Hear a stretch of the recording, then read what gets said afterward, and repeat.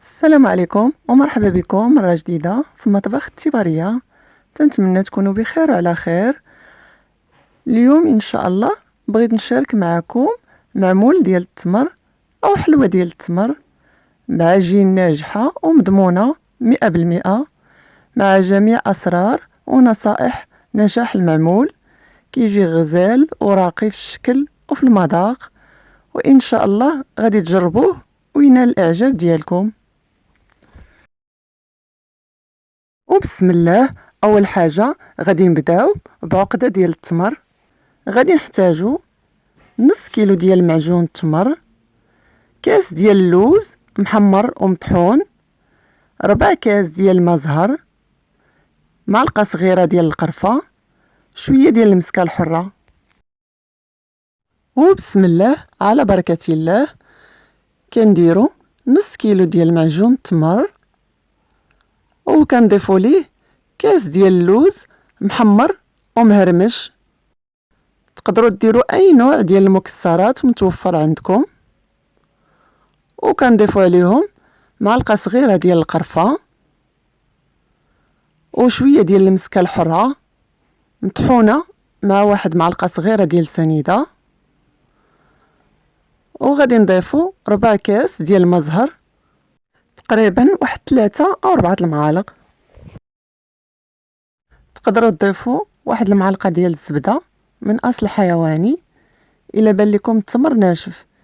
الا كان التمر مرخوف ما تحتاجوش نهائيا تضيفوا الزبده. وصافي غادي نخليوه واحد شويه في الثلاجه الوقت اللي نوجدوا فيه العجين باش ما يبقاش يتلصق ويسهل علينا نشكلوه على شكل كويرات. وبالنسبه للعجين غادي نحتاجو ربعه ديال الزبده مارغرين، كاس ديال الزيت، كاس سنيده، نص كاس ديال الماء زهر، نص ساشيه ديال خميرات الحلوى 4 غرام، قبصه الملحه والدقيق حسب الخليط. كناخدو الزبده بحراره المطبخ وغادي نضيفو عليها كاس ديال السكر سنيده، وغادي نخدمو الزبده مزيان حتى كنحسو الزبده انسجمات لينا مع السكر.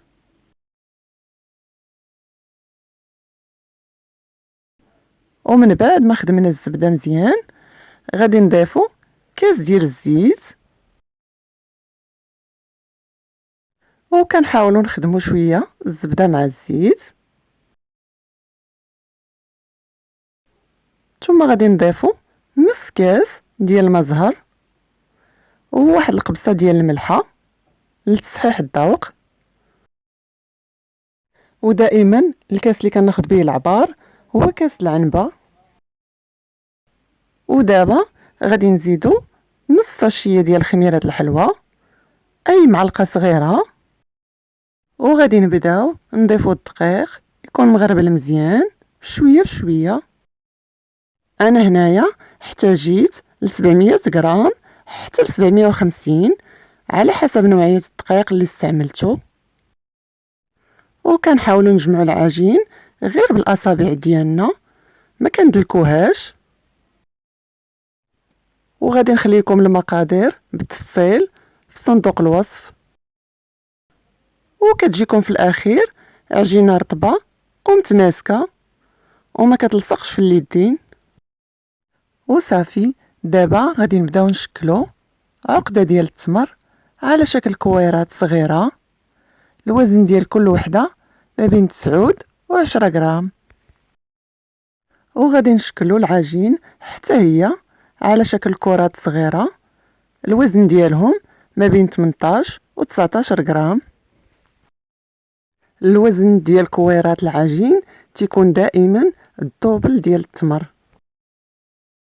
انا هذه هي طريقتي في الخدمه، كنكور كلشي في خطره وحده عاد كنبدا نلبسهم بالعجين. كتجيني الخدمه سهله. كناخذ كره من العجين وكنبسطها بحال هكا، وكنوضع العقده ديال التمر وكنجمعها ونلبسها عليها مزيان. وكنحاولوا نخدموا الكره مزيان بحال هكا. وما تنساوش تشتركوا في القناة، وإلى عجبكم الفيديو ديروا لايك وبارطاجيو مع الأحباب والأصدقاء. وصافي كنستمروا بنفس الطريقة. أنا هنا غادي نخدم بجوج أنواع ديال البيستولي، المربع والدائري. وصافي هنايا غادي ناخدو الكرة وندوزوها في الطحين ونضغطو عليها مزيان بالبيستولي باش تجينا الرشمة واضحة مزيان. المعمول من الأفضل تخدموه في الليل وتخليوه يبات ليلة كاملة حتى للصباح وطيبوه، أو ممكن تخدموه في الصباح وتخليوه حتى الليل وطيبوه. وكتقبوه بواحد البرة معقمة، ومن الأفضل ما تقبوش في الوسط باش يجي مزيان. وكندخلوه للفران يكون سخون من قبل، ولكن ما يكونش سخون بزاف، على نار مهيلة بحال الشمعة 140 درجة باش يطيب على خاطرو ويجي مقرمش. كنديروه الفوق حتى يطيب وننزلوه لتحت يتحمر شوية. وغادي نخليو المعمول حتى يبرد مزيان، وكنفندوه في سكر كلاصي سبيسيال من النوع الجيد، يكون مغربل مزيان.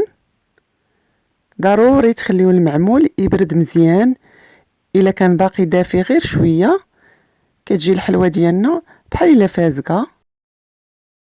والا ما كانش متوفر السكر كلاصي سبيسيال غادي تاخدو كيلو ديال السكر كلاصي عادي، تنقصوا منه 100 غرام وتعوضوها ب100 غرام ديال النشا، وكنفندوه بهذا الشكل وكنمسحوه بحال هكا باش كتبان لينا الرشمه واضحه مزيان. وتنتمنى تعجبكم وصفه اليوم وتجربوها، والى اللقاء في فيديو جديد ووصفه جديده ان شاء الله.